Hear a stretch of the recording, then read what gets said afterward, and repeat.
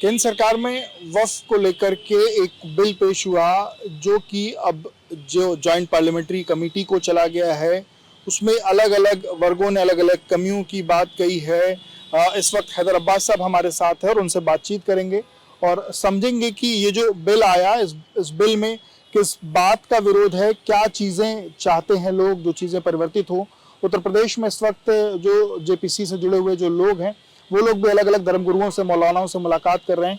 हैदर अब्बास साहब, जो वक्फ बिल जो आया उसमें क्या कमियां हैं, क्या परिवर्तन आप लोग चाहते हैं, किस कारण वो बिल सही नहीं? देखिए, माफ़ कीजिएगा, ये जो अमेंडमेंट बिल ला रही है मोदी गवर्नमेंट, वो बहुत अनफॉर्चुनेट है और मैं इसको कहने में मैं कोई तकल्लुफ़ नहीं करूँगा कि मुसलमानों के कफन की आखिरी कील, माफ़ कीजिएगा, ये है। क्योंकि ये पूरी तरह से आपको ये समझना पड़ेगा कि जो वक्फ एक्चुअली प्रॉपर्टीज़ हैं, वो जो आदमी उसको वक्फ करता है तो एक मरतबा जब वक्फ कर देता है तो फिर वो उसको विड्रॉ भी नहीं कर सकता। और जो वक्फ बोर्ड है वो सिर्फ उसका एक केयर टेकर है। वक्फ बोर्ड की कोई प्रॉपर्टी नहीं है। That property is wasted with the God for welfare purposes. तो वो मुसलमानों की अपनी पर्सनल प्रॉपर्टीज़ हैं। अब उसमें मोदी गवर्नमेंट ये कह रही है कि हम फॉर एग्जांपल सीईओ जो है वो गैर मुस्लिम लाएंगे। तो क्वेश्चन, एक बात ये भी मैं आपको बता दूं कि वक्फ एक्ट जो है उसमें सीईओ मोस्ट पावरफुल है। यानी अगर जो वक्फ बोर्ड का चेयरमैन है वो अगर कोई रेजोल्यूशन देता है तो सीईओ इस पे मजाज है कि वो उसको ना माने। अगर वो फिर से उसको रेजोल्यूशन को वापस करता है तो सीईओ उसको गवर्नमेंट को भेज देगा और गवर्नमेंट का ही जो डिसीजन होगा वही फाइनल होगा।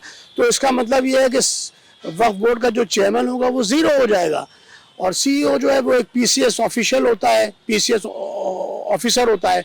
इसके अलावा आप समझिए कि वक्फ बोर्ड के जो मेंबर्स होते हैं, वक्फ बोर्ड में तमाम तरह के डिफरेंसेस होते हैं। फॉर एग्जांपल, किसी ने ये कहा कि साहब हमारे जो इस प्रॉपर्टी की इनकम होगी उससे यतीमों को आप खाना खिला दीजिए।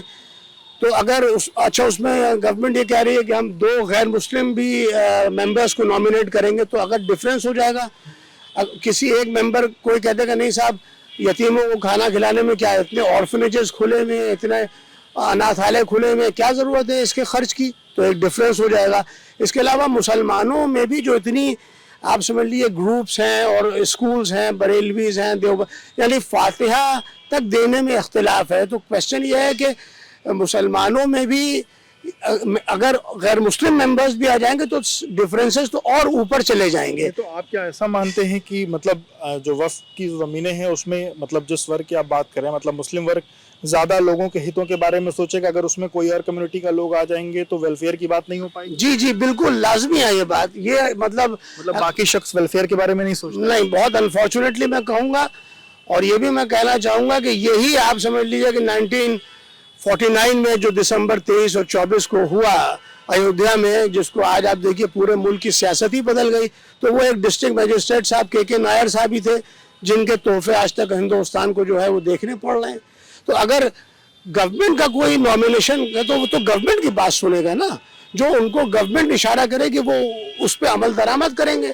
तो ये पूरी तरह से, ये भी मैं आपको बता दूं कि मतलब सरकार का हस्तक्षेप ना हो, ये आप चाहते हैं? लाजमी तौर के ऊपर। इसकी वजह ये भी है, सरकार तो सबके वेलफेयर के लिए सोचती है। सरकार वेलफेयर, मैं ये आर्गुमेंट नहीं बाय कर पाऊंगा क्योंकि आप यूँ समझिए कि सरकार को पूरी तरह से ये बात मालूम है कि आर्टिकल 12 से लेकर 35 तक जो इंडिया का कॉन्स्टिट्यूशन है वो फंडामेंटल राइट्स हैं।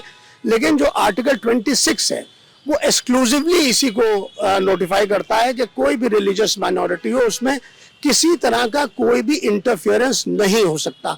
और ये जो बिल आ रहा है ये पूरी तरह से इनकंसिस्टेंट है with article 26 of India's constitution.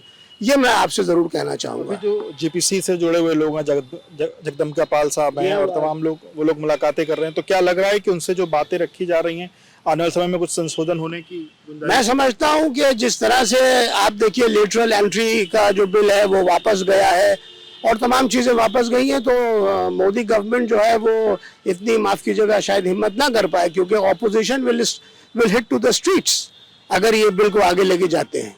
मतलब 2024 के चुनाव के जो नतीजे हैं उससे कहीं ना कहीं आपको लगता है कि अपोजिशन इतना उस विल में है कि जो चीजें सरकार को कहीं ना कहीं पीछे खदेड़ने में कामयाब। जी हाँ, लाजमी तौर के ऊपर एक पावरफुल ऑपोजिशन जो है वो लोकसभा इलेक्शंस के बाद उभरा है और मोदी साहब भी इस बात को महसूस कर रहे हैं।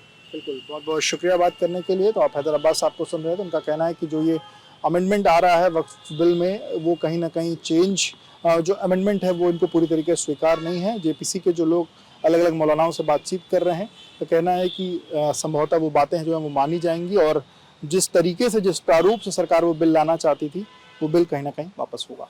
विवेक राय, एबीपी लाइव के लिए। For exclusive and insightful videos, subscribe to our new channel ABP Live Premium.